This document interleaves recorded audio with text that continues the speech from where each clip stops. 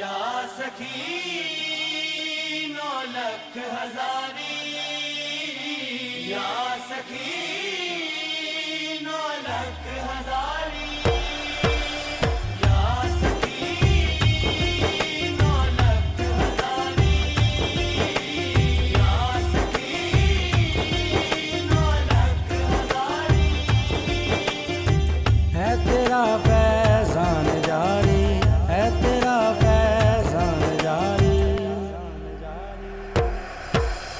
یا سخی 9 لکھ ہزاری، یا سخی 9 لکھ ہزاری، یا سخی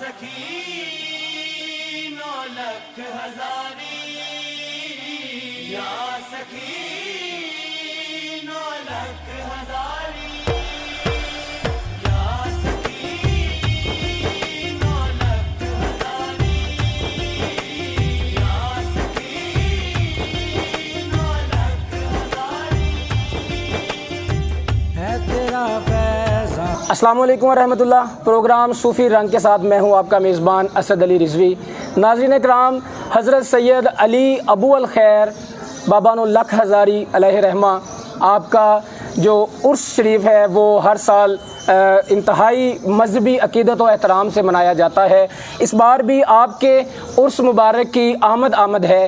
میں آج صحن مزار ابو الخیر بابا 9 لکھ ہزاری کے میں بیٹھا ہوں، اور یہاں میں نے مدعو کیا ہے، جو کہ میں ان کو مدعو کروں یا یہ ہمیں مدعو کریں یہ تو آپ ہی جانیے گا، کیونکہ یہ میزبان بھی ہیں، مہمان بھی ہیں۔ جناب صاحبزادہ علی رضا شاہ مجاور جو کہ گدی نشین ہیں دربار عالیہ کے، اور میرے ساتھ یہاں موجود ہیں میری خصوصی دعوت پر تشریف لائے جناب نبیل چشتی صاحب۔ ان کی حال ہی میں حضور بابا 9 لکھ ہزاری علیہ رحمہ کی شان میں ایک بہت ہی پیاری منقبت ریلیز ہوئی، جس کو علاقہ میں اور آپ کے جو محبین ہیں، جو آپ کے پیار کرنے والے ہیں، ان میں انتہائی زیادہ اس کو محبت اور پذیرائی مل رہی ہے۔ میں آپ کو اپنے پروگرام میں خوش آمدید کہتا ہوں۔ صاحبزادہ صاحب، چونکہ ہم پوری کوشش کرنے کے باوجود بھی آپ علیہ رحمہ کی جو دینی خدمات ہیں، آپ کے جو وصف ہیں، ہم ان کو بیان کبھی نہیں کر پائیں گے، لیکن میری آپ سے یہ درخواست ہوگی کہ جو سینہ بسینہ یا کتب کے ذریعے آپ تک آپ علیہ رحمہ کی جو خدمات ہیں دینی برصغیر پاک و ہند کے لیے، بالخصوص اس علاقہ کے لیے، وہ کیا ہیں، وہ ہمارے ناظرین کو بتائیے گا، اور جو آپ علیہ رحمہ سے محبت اور عشق کرنے والے لوگ ہیں ان تک یہ جو ہے وہ آپ پہنچائیے گا۔ جی بسم اللہ الرحمن الرحیم، الحمد للہ الملک العلام والصلاة والسلام علی سیدنا و مولانا محمد خیر الانام وآلہ و اطرتہ ائمۃ الکرام، اما بعد۔ سب سے پہلے میں آپ کو خوش آمدید بھی کہتا ہوں اور آپ کا شکریہ بھی ادا کرتا ہوں کہ آپ نے ایک تعارفی اور بلکہ ایک علمی پروگرام جو ہے اس کا انعقاد کیا ہے، اور اس کے لیے یہاں پہ آپ تشریف لائے ہیں۔ اللہ تعالیٰ کے حضور دعا گو اللہ تعالیٰ آپ کو جزائے خیر عطا فرمائے۔ آمین آمین، شکریہ۔ ابھی آپ نے اپنے سوال میں خدمت کا ایک لفظ جو ہے نا وہ استعمال کیا ہے، تو مجھے حدیث نبوی صلی اللہ علیہ وآلہ وسلم جو ہے وہ یاد آ گئی۔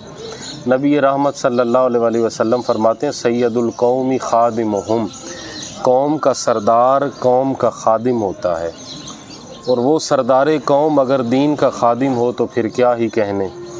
اور ہم جس ہستی کے مزار پہ موجود ہیں یا جس ہستی کی مسند پہ میں موجود ہوں، ان جیسا خادم دین اور ان جیسا سردار شاید ہی چشم فلک میں کوئی دیکھا ہوگا۔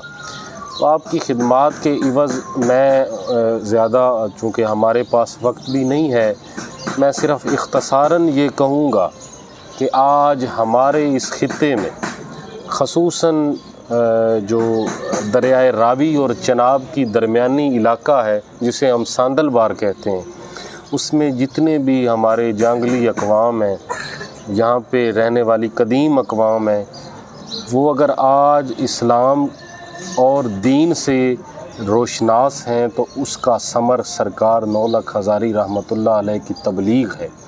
آپ نے اپنی تبلیغ کے ذریعے، اپنے حسن کردار کے ذریعے، اپنے حسن اخلاق کے ذریعے اللہ کی توحید کا، نبی رحمت صلی اللہ علیہ وآلہ وسلم کی رسالت اور ختم نبوت کا، مولا کائنات کی ولایت کا، اور امام علی مقام امام حسین علیہ السلام کی شہادت اور آپ کے غم کا جو پرچار کیا ہے، آج یہ اس بات کا ثبوت ہے لوگوں کا دین کی طرف راغب ہونا، یا اتنی کثیر تعداد میں اس علاقے کا مسلمان ہونا، اور پھر لوگوں کا اس بار بار اس دربار پہ حاضر ہو کے، حاضری کا مقصد صرف خراج تحسین پیش کرنا ہے، نہ انہیں ہمارے فاتحہ کی ضرورت ہے، نہ ہمارے احصال ثواب کی ضرورت ہے۔ یہ محسن کا حق ہوتا ہے کہ اس کے احسان کی جو ہے وہ شکر ادا کیا جائے، اس کے احسان کو تسلیم کیا جائے۔ تو زائرین کی یہاں پہ آمد، سرکار کی بارگاہ میں حاضری، آپ کی ان خدمات کو خراج تحسین ہے جو آپ نے آج سے 550 سال قبل یہاں اس علاقہ ساندل بار میں جہاں پہ ہم بیٹھے ہیں، جس کا قدیم نام تیرتھ گڑھ ہے، آپ نے سر انجام دی ہیں۔ صاحبزادہ صاحب تھوڑا سا یہ بھی بتا دیجئے گا کہ آپ کی جو دینی خدمات ہیں، کچھ چیدہ آپ کی جو کرامات ہیں وہ ہمارے ناظرین تک پہنچا دیجئے، جو آپ تک کتب کے ذریعے اور سینہ بسینہ آپ تک پہنچی۔ سب سے پہلے کرامت کا مفہوم جو ہے نا وہ واضح ہونا چاہیے۔ ایک لفظ ہم استعمال کرتے ہیں معجزہ، اور ایک ہوتا ہے کرامت۔ کرامت اور معجزہ دونوں ہی معفوق الفطرت اور خارق العادات واقعات کو کہتے ہیں، لیکن مدارج میں اور مراتب میں چونکہ ایک فرق ہوتا ہے، مدارج اور مراتب کے حوالے سے لفظ معجزہ جو ہے اس کی میں تفصیل کا چونکہ وقت نہیں، میں اختصاراً کہوں گا کہ معجزہ جو ہے اس لفظ کا استعمال جو ہے وہ انبیاء کرام اور معصومین علیہم السلام کے لیے استعمال ہوتا ہے، اور جو لفظ کرامت ہے وہ اللہ کی ان برگزیدہ ہستیوں، اولیاء اللہ اور اکابرین امت اور صالحین کے لیے جو ہے وہ کرامت کا لفظ استعمال کیا جاتا ہے۔ کرامات آپ احباب واقف بھی ہیں، شیر بکری کے وہ پنجے کی کرامت آپ نے دیکھی ہے۔ آپ رحمۃ اللہ علیہ نے یہاں پہ کہ ہندو جوگی جس نے اپنا تسلط قائم کیا ہوا تھا اپنی سامریت سے، اپنے جادو سے اور اپنی ابلیسیت سے، آپ نے اس سحر کو توڑا، اس کو یہاں سے رخصت کیا اور یہاں پہ اسلام کا پرچار کیا۔ اس کے بعد آپ رحمۃ اللہ علیہ نے شیر پہ جو آپ نے سواری کی وہ بھی بڑی مشہور آپ کی کرامت ہے۔ اور اس کے بعد آپ رحمۃ اللہ علیہ کی سب سے بڑی کرامت کے حوالے سے میں اختصار کرتے ہوئے آپ کو عرض کرنا چاہوں گا کہ آپ نے اپنے عملی کردار سے اسد بھائی جو قرآن کی جامعیت اور قرآن کی سٹڈی کا ہمیں درس دیا ہے کہ اگر ہم اپنی زندگی کو قرآن سے جوڑ لیں تو ہم دنیا و آخرت میں کامیاب ہو سکتے ہیں۔ آپ نے 9,00,000 دفعہ قرآن مجید کی تلاوت فرمائی۔ کرامات کے حوالے سے میں ایک اور چیز آپ کو حضور داتا علی اجویری رحمۃ اللہ علیہ کا ایک واقعہ سناتا ہوں کہ ایک شخص حضرت داتا گنج بخش رحمۃ اللہ علیہ کی خدمت میں حاضر ہوا، اور مختلف روایات ہیں 10 دن 15 دن 7 دن 20 دن جتنا عرصہ بھی وہ حضور کی خدمت میں رہا۔ تو جاتے ہوئے اس نے کہا حضور مجھے اجازت بخشیے، تو میں نے اتنا عرصہ آپ کی خدمت میں گزارا ہے لیکن میں نے آپ کی کوئی بھی کرامت یا آپ کا کوئی بھی خارق العادت یا معفوق الفطرت واقعہ رونما ہوتے آپ سے، یا آپ سے کوئی کرامت صادر ہوتے میں نے نہیں دیکھا۔ تو آپ نے اس بندے کو کہا کہ برخوردار، تم اتنا عرصہ میرے پاس رہے ہو، اتنے دن میرے پاس رہے ہو، کیا تم نے میرا کوئی بھی عمل شریعت محمدی صلی اللہ علیہ وآلہ وسلم سے باہر دیکھا ہے؟ میرا کوئی بھی عمل شریعت رسول صلی اللہ علیہ وآلہ وسلم کے متضاد دیکھا ہے تو بتاؤ۔ اس نے کہا جی میں نے آپ کا کوئی بھی عمل شریعت مصطفی صلی اللہ علیہ وآلہ وسلم سے باہر نہیں دیکھا۔ تو آپ نے فرمایا بیٹا اس سے بڑی کرامت کیا ہوگی کہ ہم اپنی پوری زندگی جو ہے وہ شریعت مطہرہ کی پاسداری میں گزارتے۔ ماشاءاللہ۔ تو ناظرین جیسے کہ آپ سن رہے تھے کہ ہمیں صاحبزادہ علی رضا شاہ مجاور صاحب بتا رہے تھے کہ آپ ابو الخیر بابا الخ ہزاری علیہ رحمہ کی حیات مبارکہ جو تھی وہ عین شریعت کے مطابق تھی، اور الحمدللہ انہوں نے بر صغیر پاک و ہند سمیت یہاں کے علاقے میں جو ہے وہ دینی خدمات بے انتہا جو ہے وہ سر انجام دیں، اسلام کو محبت سے پھیلایا۔ جی میرا صاحبزادہ صاحب اگلا سوال یہ ہے کہ عرس شریف کے بارے میں، یہ اس کا تاریخی پس منظر بتائیے گا، یہ تقریباً کتنے سالوں سے یہ چل رہا ہے اور یہ کس طرح آگے بڑھتا آیا، ذرا یہ بھی ہمارے ناظرین کو بتا دیجیے گا۔ آپ نے اپنے تمہیدی بیان میں جو پروگرام کے آغاز میں آپ نے لفظ استعمال کیا زائرین کا، تو دربار شریف پہ آنے والے لوگوں کی دو اقسام ہیں، ایک کو ہم زائر کہتے ہیں اور ایک کو ہم مرید کہتے ہیں۔ مرید وہ ہے جو ہمارے سلسلے سے، ہمارے سلسلہ طریقت سے سرکار 9 لاکھ ہزاری کے دستے بیعت ہو، اور زائر وہ ہوتا ہے جو صرف زیارت کے لیے حاضر ہو۔ ہمارے جو عرس کی تاریخی حیثیت ہے یا اس کے جو تاریخی پس منظر ہے، اس سے ہمارے مریدین تو یقیناً آگاہ ہیں، لیکن زائرین کی معلومات میں اضافے کے لیے دیکھیے، ایک دفعہ حضرت پیر مہر علی شاہ رحمۃ اللہ علیہ بابا فرید رحمۃ اللہ علیہ کے عرس پر حاضر ہوئے، تو ایک معترض نے وہاں پہ حق فرید یا فرید کا نعرہ لگانے والوں پہ اعتراض کیا، اور اس نے کہا کہ یہ حق فرید یا فرید کر رہے ہیں جبکہ انہیں چاہیے کہ یہ اللہ اللہ کریں یا اللہ کا ذکر کریں۔ تو حضرت پیر مہر علی شاہ رحمۃ اللہ علیہ نے اس معترض کو جواب دیا کہ بھائی تم نے قرآن میں اللہ کا یہ فرمان نہیں پڑھا، یہ آیہ مجیدہ نہیں پڑھی کہ اذکرونی وذکرکم، تم میرا ذکر کرو تو میں تمہارا ذکر کروں گا۔ ان برگزیدہ ہستیوں نے، ان اکابرین امت نے، ان سلف الصالحین نے اللہ کا اتنا ذکر کیا ہے، اتنا ذکر کیا ہے کہ اللہ نے اب لوگوں کی زبانوں پہ ان ہستیوں کا ذکر جو ہے یہ جاری فرما دیا ہے۔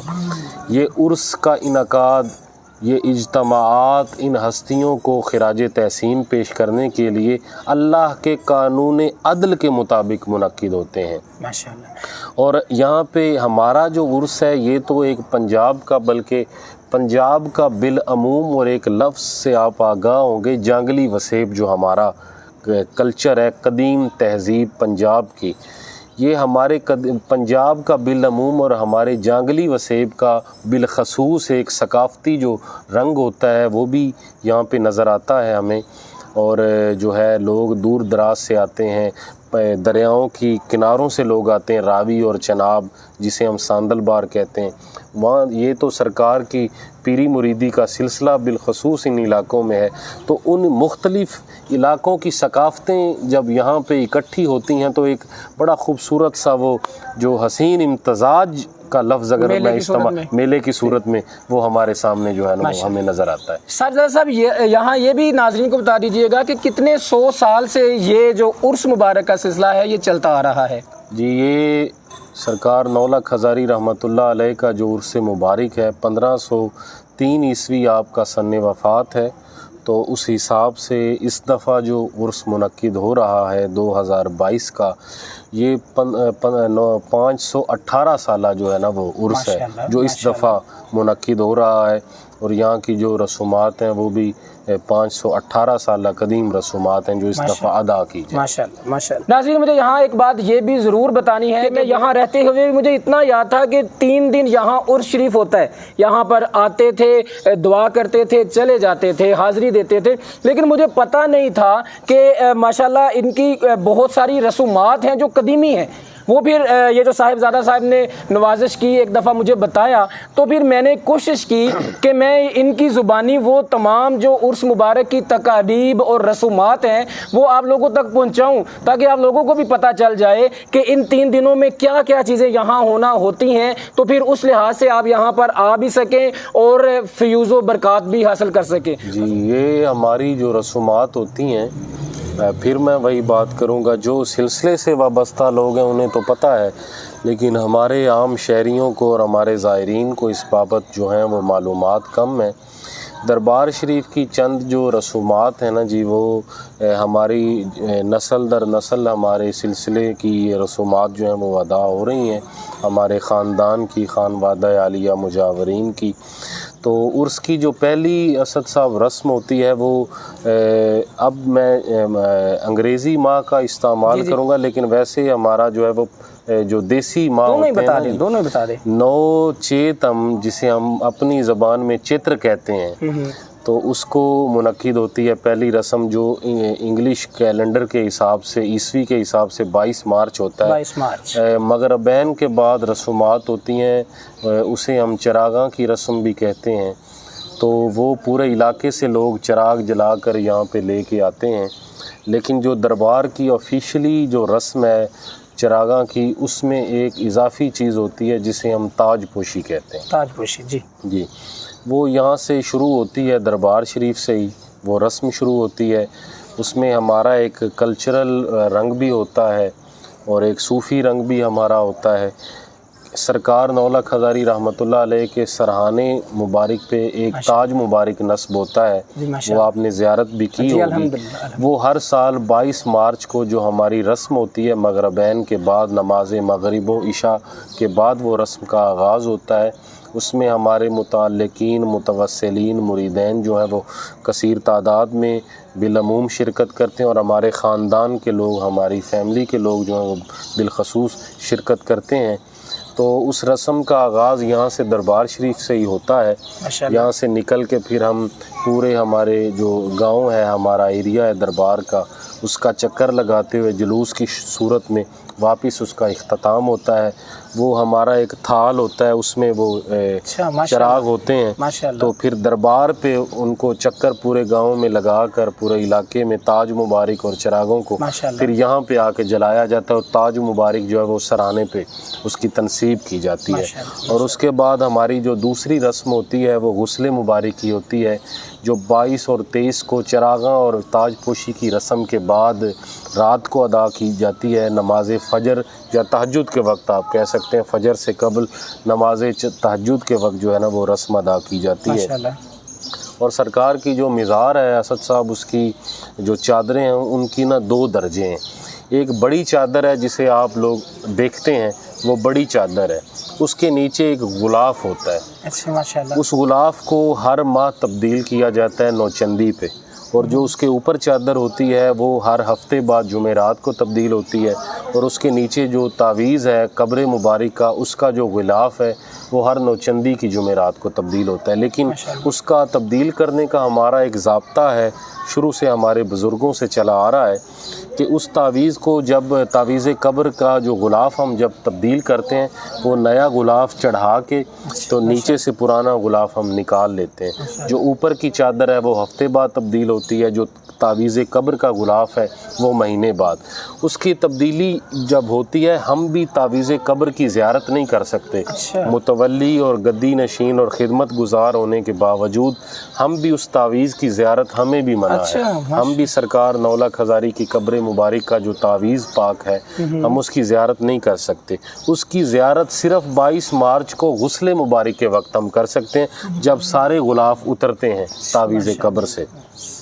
تو غسل مبارک ہوتا ہے، تعویذ سے جو غلاف ہٹائے جاتے ہیں، غسل مبارک جو ہے اس میں عرق گلاب اور آب زمزم کا ہم استعمال کرتے ہیں۔ اس میں بھی ہمارا ایک ثقافتی رنگ ہوتا ہے، جو شادیوں پہ ایک رسم ادا ہوتی ہے ہمارے وسیب جانگلی میں، اسے ہم کہتے ہیں گھڑولی۔ وہ منقبتیں بھی آپ نے سنی ہوگی، سونے یار دی گھڑولی، تو وہ گھڑولی کو رسم جو ہے نا وہ بھی ہوتی ہے۔ اس گھڑولی میں شیشے کی وہ اس پہ مینا کاری ہوتی ہے، مٹی کی وہ ہوتی ہے، اس میں عرق گلاب اور آب زمزم ہوتا ہے، جو مزار شریف پہ آیت تطہیر پڑھنے کے بعد جو ہے ڈالا جاتا ہے۔ پھر ہمارے فیملی کے لوگ، ہم اور ہمارے مہمان اور مریدین وغیرہ اس میں شرکت کرتے ہیں۔ اس میں تو آپ نے شرکت بھی فرمائی تھی۔ تو اس کے بعد جو ہے وہ غلاف تبدیل کیا جاتا ہے، پھر چادر تبدیل کی جاتی ہے، پھر ایک ہمارا سلسلہ ہوتا ہے مبارکباد کا۔ وہ مبارکباد یہاں ہم آپ سین میں بیٹھے ہوئے ہیں ہم، تو یہاں پہ وہ مبارکباد ہوتی ہے. وہ ہمارا ایک ہے پنجاب کا کلچرل وہ ثقافتی رقص ہے جسے ہم گھومبر کہتے ہیں, اور آپ جھومر بھی آپ نے سنا ہوگا. وہ گھومبر جو ہے نا, ہم اسے گھومبر کہتے ہیں, اور ویسے اس کے لیے جھومر کا لفظ وہ بھی استعمال کیا جاتا ہے. تو وہ یہاں پہ نا ہمارے فیملی کے لوگوں پہ, یہ ہمارے بزرگوں سے ایک سلسلہ چلا آ رہا ہے کہ وہ جو ہے نا وہ اس کا انعقاد ہوتا ہے مبارکباد کے طور پر. پھر 23 مارچ کو جو ہے وہ باقاعدہ عرس کا آغاز ہوتا ہے. 23 مارچ کو چادر پوشی کی رسم جو ہے وہ ادا کی جاتی ہے صبح 11 بجے. پھر رات کو مسجد میں, ہماری جو جامعہ مسجد ہے وہاں پہ محفل نعت کا انعقاد ہوتا ہے. نبی رحمت صلی اللہ علیہ وسلم کی شان اقدس میں جو ہے وہ محفل نعت منعقد کی جاتی ہے. پھر محفل سماع کا بھی سلسلہ جو ہے وہ چلتا رہتا ہے. جو آخری رسم ہے دربار شریف کی وہ ہے اختتامی دعا. یہ لفظ سننے میں تو بڑا عام سا ہے کہ ہر کسی محفل کا ایک آخری رنگ ہوتا ہے جس میں اختتامی دعا ہم کرتے ہیں, لیکن ہمارا جو ہے نا وہ ایک طریقہ تھوڑا سا ہٹ کے ہے. وہ بڑا دلچسپ سا ہے ہمارا طریقہ ہے. اختتامی دعا ہماری ہوتی ہے 25 مارچ کو نماز عصر سے بعد. تو اس میں جو ہے وہ مزار شریف کا جو صحن ہے نا جی, وہ بالکل خالی ہو جاتا ہے اندر سے, اور اس کے باہر جو ہے لوگ قطاریں بنا کر, ہمارے مریدین اور زائرین بھی کھڑے ہوتے ہیں, اور مزار شریف سے کا اور جہاں پہ میں کھڑا ہوتا ہوں بطور گدی نشین وہ راستہ خالی ہوتا ہے جہاں سے مزار شریف نظر آ رہا ہو. تو وہاں کھڑے ہو کر نا ہمارے ثناگو بھی, ہمارے فیملی کے لوگ بھی وہ ثنا پڑھتے ہیں جسے ہم اپنی زبان میں جس کہتے ہیں. بیت بھی کہتے ہیں ہم, اور اسے ہم جس بھی کہتے ہیں. جس وہ پڑھے جاتے ہیں. اس کے بعد باہر میں دعا کرواتا ہوں بطور گدی نشین, اور اس کے بعد جو ہے وہ یہ ہماری شروع سے ایک رسم ہے کہ وہ مزار شریف کا جو وہ خالی راستہ ہوتا ہے اس پہ چل کے میں نے سب سے پہلے بطور گدی نشین اندر حرم میں جو ہے وہ قدم رکھنا ہوتا ہے. پھر اس کے اندر جا کے جو ہے وہ دعا ہوتی ہے پوری امت مسلمہ کے لیے. ہم تو سرکار کے وسیلے سے کرتے ہیں, نبی رحمت صلی اللہ علیہ وسلم کے وسیلے سے, ان کی اولاد کے وسیلے سے, ان کے پاک صحابہ کے وسیلے سے, اولیاء امت کے وسیلے سے. تو اللہ تعالیٰ قبول کرنے والا ہے. پھر وہ اندر دعا ہوتی ہے, اور اس کے بعد جو ہے نا وہ جو غسل مبارک کا پانی ہوتا ہے جس عرق گلاب اور آب زمزم سے مزار شریف کو غسل دیا جاتا ہے, وہ جو ہے دعا کے بعد زائرین میں تقسیم کیا جاتا ہے. یہ دربار کی آخری رسم ہوتی ہے جو ادا ہوتی ہے. تو اس کے بعد عرس جو ہے وہ قدیمی روایات کے مطابق اختتام پذیر ہو جاتا ہے. رسومات اختتام پذیر ہو جاتی ہیں, لیکن زائرین تو پھر پورا سال ہی آپ کو پتہ ہے کہ اب آپ کو بھی اندازہ ہو گیا ہوگا کہ اتنی ساری جو آفیشیل رسومات ہیں میری طرح آپ کو بھی نہیں تھا پتہ, لیکن آج اس جو ہے وہ پروگرام سے آپ بھی ان چیزوں کو جان گئے ہیں, اور میں آپ لوگوں کو ان کے توسط سے دعوت دوں گا کہ آپ بھی ان تمام رسومات کا حصہ بنیے گا, اور آپ الہ رحمہ کے عرس مبارک کی جو ہے وہ فیض و برکات سے اپنے آپ کو بہرہ مند کیجیے گا.